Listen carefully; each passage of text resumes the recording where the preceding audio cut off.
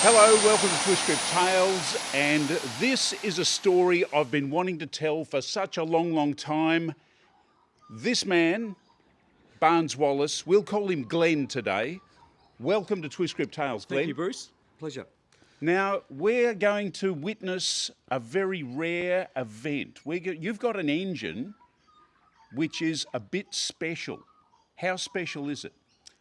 Well, I've been involved in radio control models for about almost 50 years now, but this is the pinnacle of radio models now is jet turbine engines, which have really come of age in the last couple of years, basically.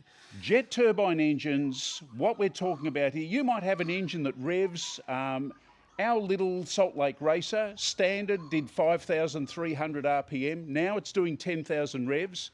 If you've got a Yamaha R1, you might be bragging about 14,000 revs. If you've got a CBR 250RR, you might be talking 20,000 revs. Now your head is going to drop off and roll across the floor. So be sitting down, please. Glenn, at idle, how many revs does this little engine do? This little engine is 8 kilograms of thrust, and at idle's about 51,000 RPM. No way. And at full throttle's 152,000. And there are smaller engines that will rev well over 200,000. 200,000 RPM. But we're going to witness this afternoon, we are going to witness 152,000 RPM. And now you might say, oh, this is only a model. No, sit back down and just let your head roll around the floor for a minute, because these engines have been used in cars. Motorcycles, true, and gliders, and also obviously they're used in the military world for UA for drones and that sort of application as well. That's right. So I've been to the British, the Victoria and Albert Museum, and a gas turbine engine was used by the Rover company in a car in the 50s. Yes, and they had one in the States as well. And Chrysler had one. I think as well. Chrysler, they actually put it into production, they made about 200 or 400 models driving around. That's right. With one of these engines in it. Well, yes, but the issue with engines is the fuel consumption is horrendous, because they are a very simple turbojet engine with not a lot of compression ratio, so the sacrifice is fuel flow. Now, if you're pouring a lot of fuel into an engine, there is also a consequence called heat. They generate a lot of heat. Yes, well, in this application, it's not an issue because it's externally mounted, but on an internally mounted engine, you need ducting and a specially designed tailpipe, basically. Because if you're in an aeroplane, you don't want all that heat to be going into your wing spar, do you? No. the EGT of these engines are similar to full-size engines, running around the 700 degree centigrade turbine temperature. So you obviously don't want that licking over balsa wood. Lot of titanium involved in. Well, stainless steel tailpipes, but dual wall, so the ducting is quite important on a different sort of models. But this is a very simple model, so it's all external. Now, these sorts of jets, I remember as a young kid, the Mirage jet, they were talking about using 10 gallons a second. 10 gallons a second burning in the with the afterburner on. And this I'm talking about. This is when I was a kid back in 1843. So there's tons and tons of fuel that goes onto a jumbo jet these days. Yes, well, an A380 holds 350,000 litres. That's a swimming pool of fuel. But they're extremely economical compared to these engines, because these specific fuel consumption is very high because they're such a simple engine. There we go. So we've got in here, we've got a fuel tank that is a soft drink bottle. Yes.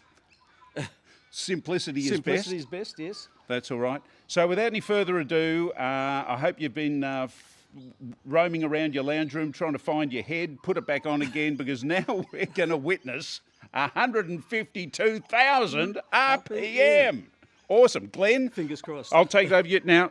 Just for those of you at home, we are safety equipped here, just in case things go south or north or east and west at the same time. These engines run on jet fuel, as used in commercial airliners, so that the lubricant used is turbine oil.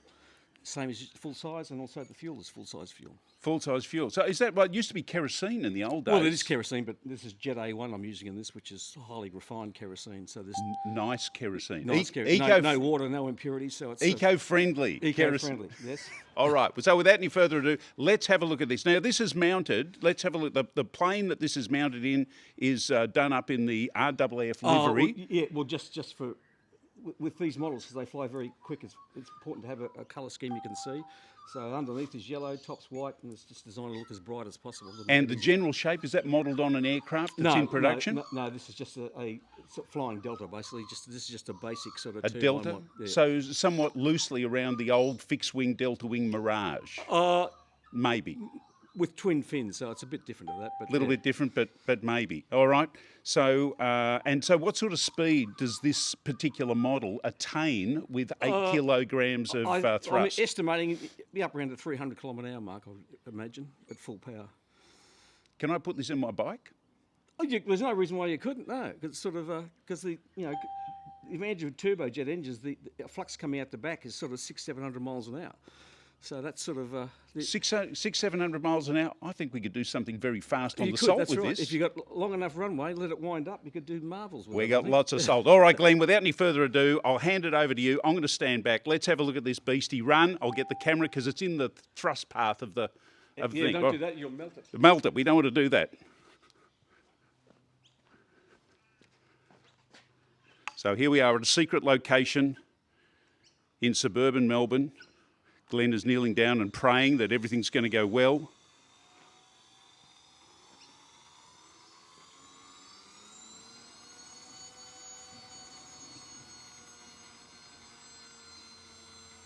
I think he's put the choke on. I can hear. Sounds like something hot is happening at the back there.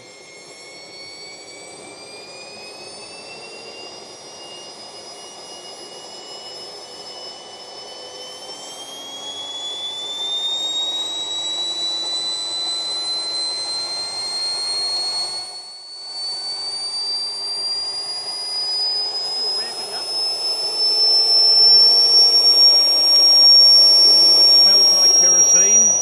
It smells like a jet engine.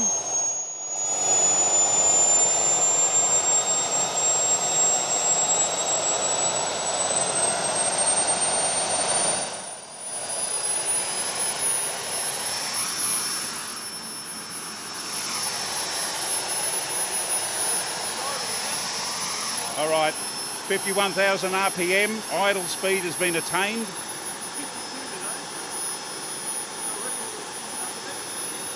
Record idle speed, 52,000 RPM. Oh.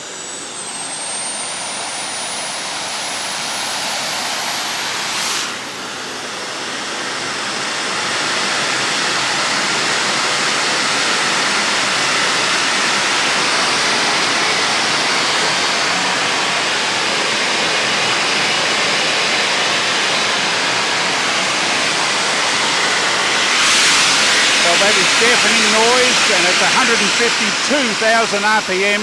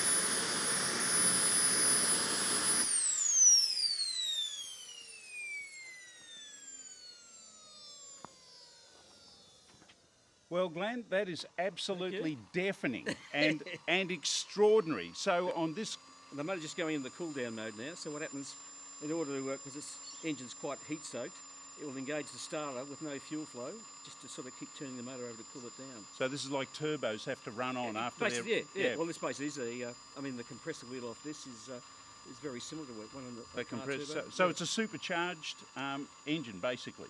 Well, yeah, all jets are supercharged. Yeah. But the principle's the same using the Well, I hope everyone is suitably amazed. I am impressed. I'm impressed not only with the speed that it does, but also the thrust and the noise that it makes, Glenn. It's extraordinary. Yeah. So this is a small engine. There's for the modelling market, there's engines up to 50 kilo thrust now. Wow. And so in just a couple of minutes that we've been running it this morning, it's used About a litre of fuel. Yeah. Amazing. There it is. It's cut off. It's nice and cooled down. Saying the temperature's down to 78 degrees centigrade. Fantastic. And this morning, it's actually run a little bit faster than normal. Yes, I think because it's cool morning. So jet engines are very dependent on sort of temperature, basically. So yeah, And humidity cool, moist air, is good. like for motorcycles, makes it run better. Yeah, density, altitude. So 155,000 That's RPM. And so thanks for watching, Glenn. It's been amazing. Thank you very much for showing off this extraordinary piece of technology, which has been around for many, many years. Well, prior to 1939, Frank Whittle developed these engines, and this is very similar to the original engine because it's single-stage compressor, single-stage turbine. Fantastic stuff. So I hope you've been able to find your head and put it back on again. Tell your friends. Don't forget to subscribe, because we're going to bring you the most amazing stories, including 155,000 RPM. Glenn, thanks for being on Twist with Tails. Stay tuned. See you next time. Including 155,000 RPM.